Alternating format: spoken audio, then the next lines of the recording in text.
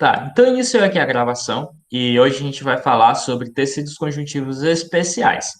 Hoje a gente vai falar de dois tecidos conjuntivos especiais, né? A gente tem basicamente quatro, né? Que é o tecido cartilaginoso, tecido adiposo,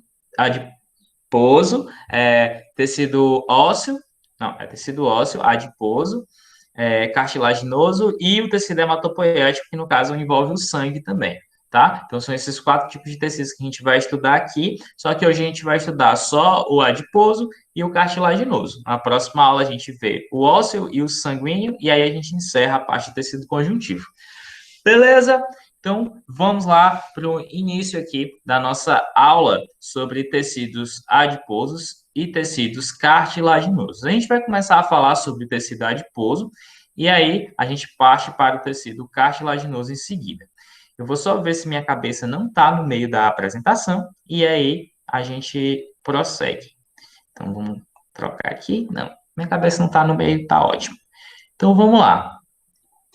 Então, o tecido adiposo, ele é um tecido conjuntivo, certo? É um tecido especial de tecido conjuntivo, mas ele mantém algumas características do tecido conjuntivo, tá?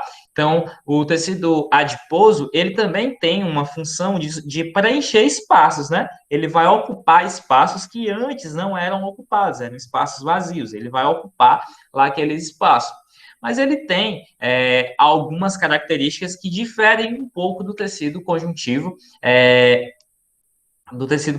clássico, né? Uma das características mais marcantes desse tecido é que elas estão separadas por uma matriz extracelular pequena, né? Uma quantidade muito pequena de matriz extracelular. Então, é uma característica diferente do tecido conjuntivo clássico, que tem um tecido, uma matriz extracelular abundante, né? Tem muita matriz extracelular. No caso aqui dos adipócitos, né? Que são as células especiais do tecido adiposo, elas estão separadas por uma pequena matriz extracelular. É muito pouca, pequena quantidade, mas ela é formada por uma fibra de redes reticulares. Pessoal, sempre que você escutar o termo fibras reticulares, lembre de rede, certo? Fibras reticulares, elas fazem uma redezinha, tipo rede de pescar, sabe? Ó, fazendo assim, ó, um monte de fios emaranhados, sabe?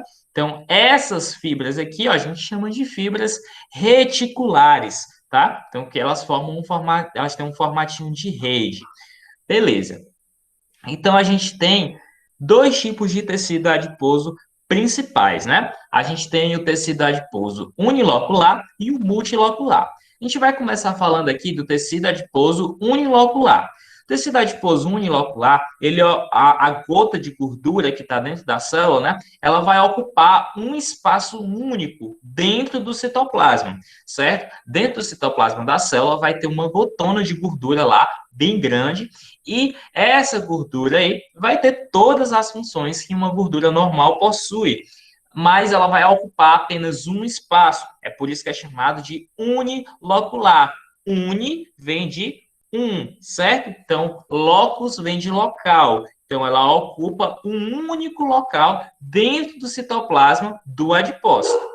Comumente, a gente chama esse tecido adiposo aqui, né, de gordura, tá? A gente chama ele de gordura. Então, aquela parte do seu corpo onde tem a gordura, né, ela é formada por esse tecido adiposo. Então, quando a pessoa falar que você está gordo, você fala que não está gordo, você está com excesso de tecido adiposo.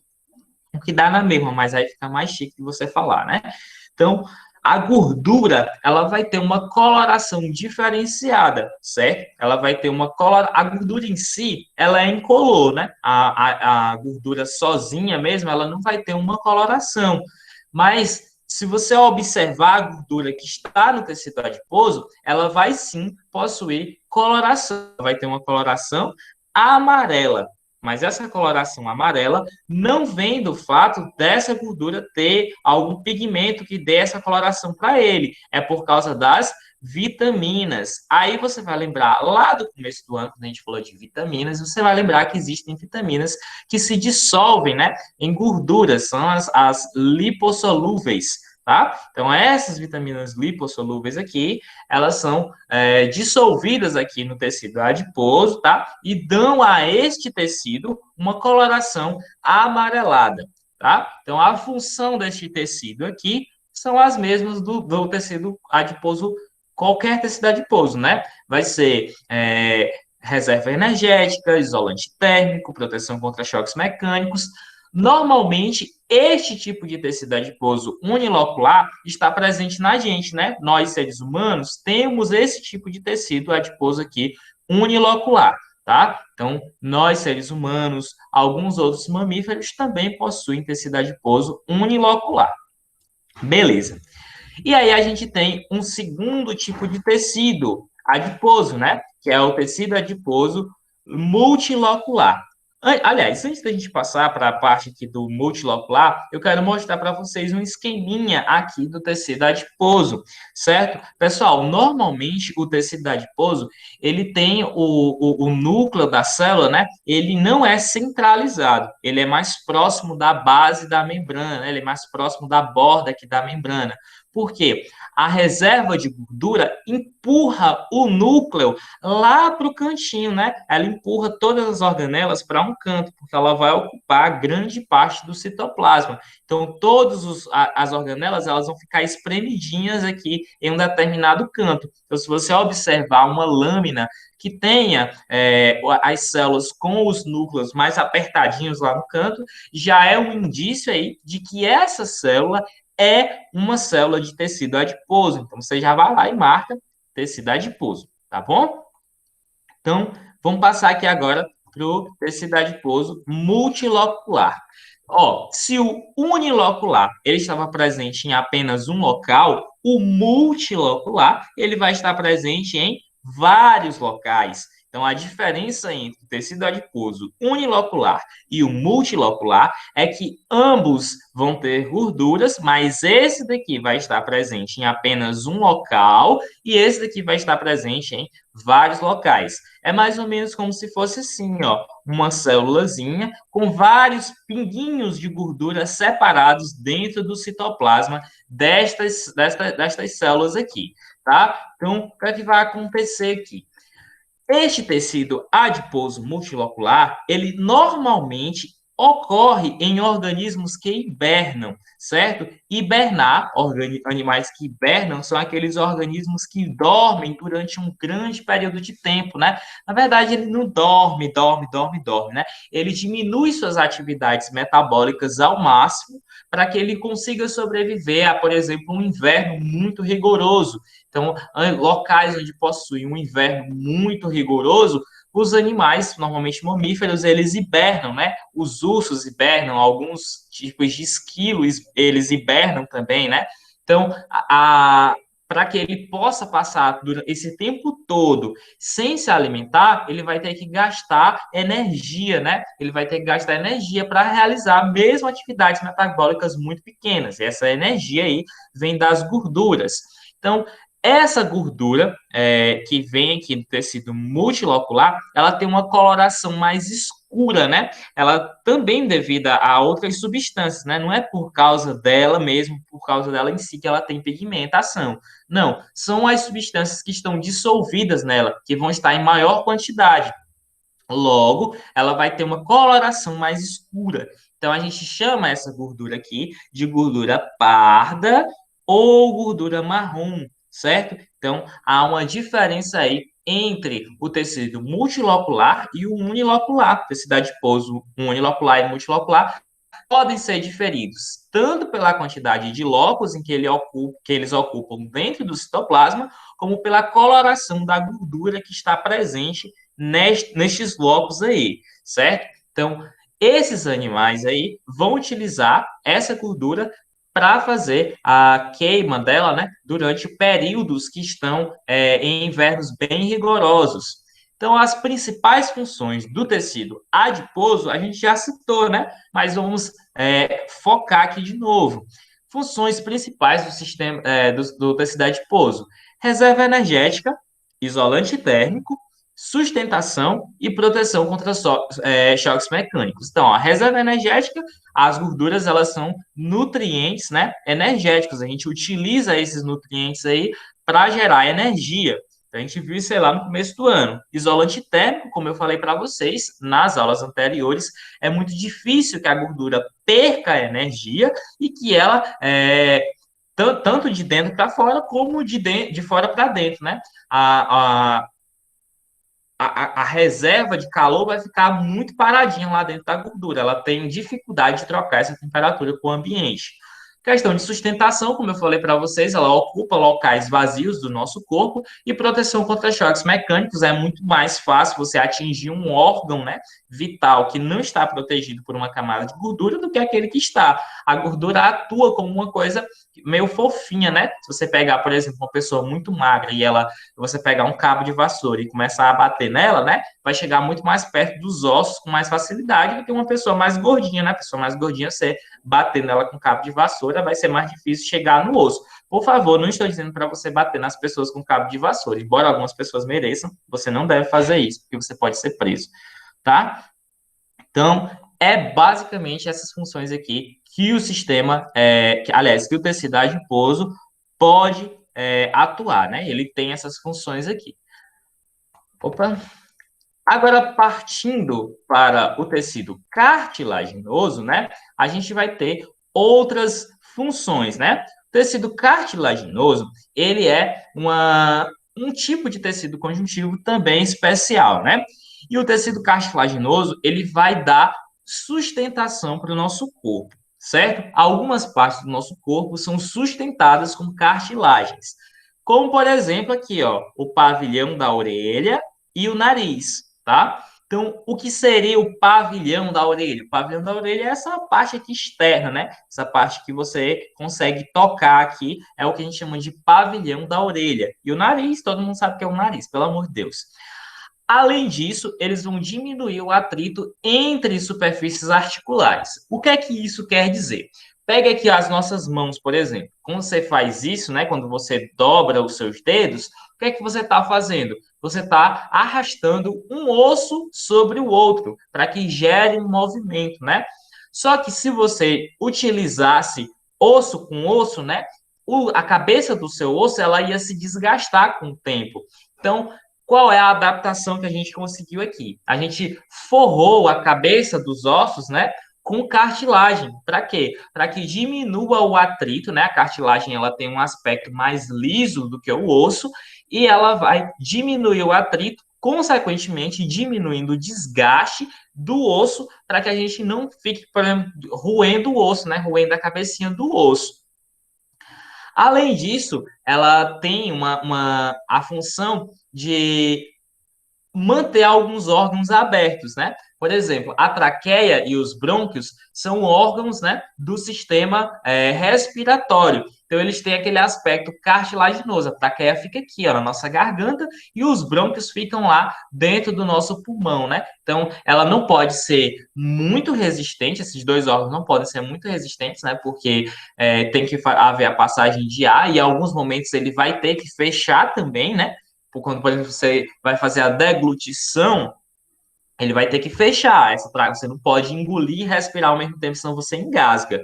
Então, tem que ser maleável, mas ao mesmo tempo tem que ter uma certa resistência, né? Não pode ser algo muito frágil, porque já pensou, se você pega com uma pancada na garganta, sua traqueia rasga, você morre sem ar, né? Então tem que ser resistente, mas ao mesmo tempo tem que ser flexível. Então o tecido cartilaginoso ele tem essa característica de flexibilidade e também de resistência, tá? Quando você está se desenvolvendo, né? Quando eu falo se desenvolvendo, estou falando no sentido embrionário, né? Grande parte do nosso esqueleto ela é formada por peças de cartilagem. Até quando você é criança mesmo, né? Você tem grande parte do seu esqueleto como feito de cartilagem, como se fosse um molde, né? E aí, quando você vai atingindo a maturidade sexual, essa cartilagem vai sendo substituída por osso, tá? Se você teve aí problemas de crescimento durante a infância, você pode ter feito aquele examezinho do raio-x na mão. Esse exame do raio-x na mão é para detectar se a sua cartilagem já está se transformando em osso, porque isso aí acontece a partir da maturidade sexual. Então, quando você atinge a maturidade sexual, uma quantidade de GH, né, que é o hormônio do crescimento, ela vai ser diminuída. Então, é muito preocupante. Se você não cresceu muito e você já está passando pela maturidade sexual, talvez você não cresça tanto quanto você deveria. Então, você vai ter que fazer uma reposição hormonal ou algum outro tratamento que um médico vai te indicar, né? Então, em relação às características morfológicas do tecido cartilaginoso, a matriz, né, extracelular, ela é abundante, tá? Então, aqui a gente tem uma semelhança com o tecido conjuntivo clássico. A gente tem uma matriz celular abundante e ela é rica em colágeno, tá? O colágeno é aquela fibra, né, que ela é mais flexível, certo? Então, ela tem essa flexibilidade e, ao mesmo tempo, ela tem resistência, né? Esses proteoglicanos, que são proteínas e glicídios combinados, que são partes estruturais do nosso corpo, certo? E ela não é mineralizada. Isso dá para ela a característica de flexível, né? Porque se ela tivesse minerais, como os ossos têm, né? Como tem cálcio, tem fósforo, tem ferro, a gente teria uma cartilagem muito dura, e aí a gente não teria essa flexibilidade. E aí a gente teria basicamente um outro tipo de osso, que não é o interesse da gente, né? Dentro do tecido cartilaginoso, a gente vai ter alguns tipos de células, né? A gente vai ter os condroblastos, os condrócitos e os condroclastos. Essas células aqui, elas vão possuir funções diferentes. Normalmente, quando você fala de blasto, sempre que você ouvir esse termo blasto aqui, você lembra de alguma coisa prévia, certo? Ele produz alguma coisa ou ele dá origem a alguma coisa. No caso dos condroblastos, eles vão dar origem, né? Eles vão sintetizar as proteínas da matriz extracelular, certo? Então, a função dos condroblastos é sintetizar proteínas, tá? Os condrócitos, ó, citos, você já lembra de célula, tá? Ela já é uma célula normalzinha. Essa aqui também é uma célula, né? Mas essa aqui é uma... citos vem mais de célula mesmo, tipo, propriamente dita. Ela vai manter a matriz. E os condroclastos, eles vão ser ricos em lisossomos. Opa, se você lembra lá das funções das partes da célula, né? Os lisossomos, eles são a parte que fazem a digestão intracelular. Olha aqui, ó, enzimas proteolíticas. Lise significa quebra, quebra de proteínas, tá? Então eles vão digerir, ó, a função dos lisossomos e vão remodelar a matriz. Ou seja, eles vão quebrar a proteína e fazê-las de uma forma diferente, tá? Então, os condrócitos, eles se alojam em pequenas cavidades da matriz, chamadas de lacunas. Então, ó, a matriz extracelular do tecido cartilaginoso, ela é um pouco mais dura, né? Ela é um pouco mais resistente do que uma matriz extracelular de um outro tecido mais mole, como tecido conjuntivo frouxo ou tecido conjuntivo denso. Então, as células que vão manter a matriz, elas precisam estar dentro dessas lacunas, né? Essas cavidadezinhas que vão estar dentro do tecido cartilaginoso.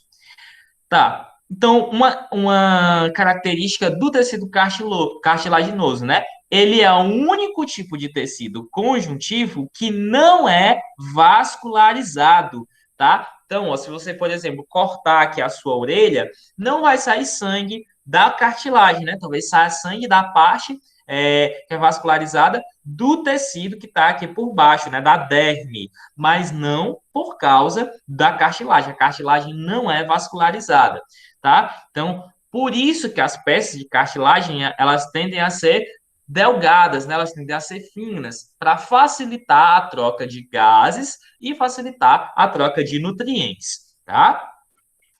Esse daqui, ó, o pericôndrio, ele vai envolver a cartilagem. E este pericôndrio aqui é que vai fazer as trocas de gases e nutrientes, né? Porque este pericôndrio é vascularizado. Então, se você chegar em uma questão e perguntar como que o tecido conjuntivo adquire os seus nutrientes, seus gases, você vai dizer que é através do pericôndrio, tá?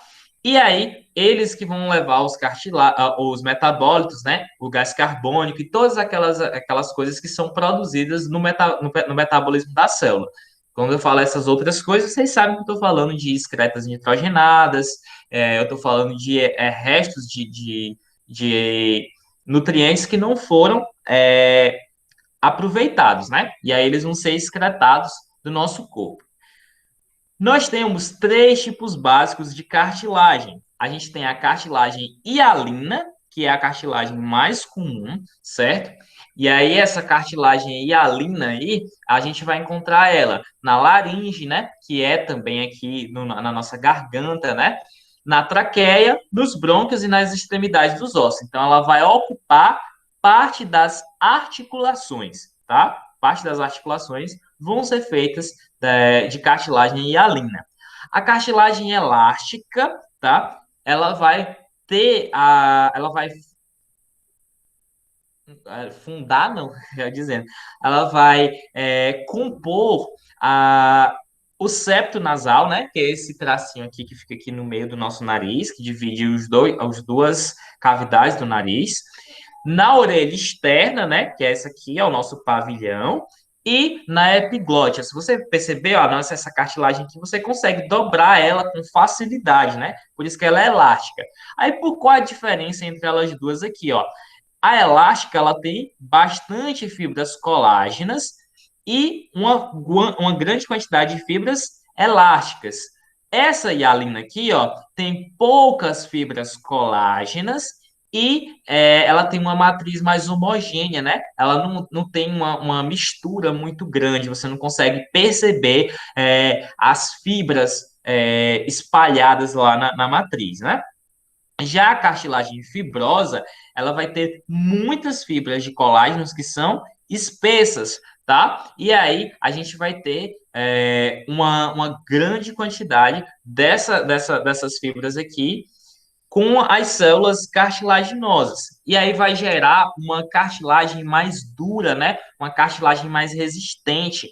E essas cartilagens aí, elas vão estar, por exemplo, nos nossos discos da coluna, né? Entre uma vértebra e outra, a gente tem um disco de cartilagem. E essa cartilagem, ela tem que ser mais resistente. Por quê? Porque ela tem que ser capaz de aguentar uma grande pressão que está tendo. Quando você anda, né? Você encosta uma vértebra na outra. Então, para evitar que essas vértebras encostem de fato uma na outra, a gente tem um disco cartilaginoso. E esse disco aí, ó, ele tem que ser bastante resistente. Então, ele vai evitar, neste caso, traumatismo, né? O trauma seria aqui bater uma vértebra na outra, tá? E aqui a gente tem uma imagem que é, uma lâmina, né, de corte de cada um desses tipos de cartilagem. Vocês conseguem perceber aqui que nessa cartilagem aqui, a cartilagem hialina, a gente tem, ó, quase nada de fibras, né? Ela é muito pobre em fibras, ela tem fibras bem poucas mesmo. E aí a gente tem aqui, ó, as célulazinhas que são os condrócitos, ó. Se você perceber, elas são bem pobres em fibras. Já essas daqui, que são a cartilagem elástica, vocês vão ver que elas têm uma quantidade de fibras elásticas aqui, ó. A gente tem uma quantidade de fibras colágenas pequenas, mas a gente tem maior quantidade aqui de fibras elásticas, né? Muitas fibras elásticas aqui dentro dessa cartilagem elástica. E aqui essas células são os condrócitos. E na cartilagem fibrosa, você percebe que existe uma organização, ó. Elas estão organizadas em fileiras, bem organizadinhas, e a gente vai ter aqui as células, os condrócitos, né, que vão manter a matriz extracelular, certo? Então, pessoal, se você está assistindo depois, a nossa aula vai parar por aqui. Se você está na aula, por favor, não saia, que a gente ainda vai continuar aí por alguns minutos na sala. Então, se você está vindo depois, tchau para você, até a próxima.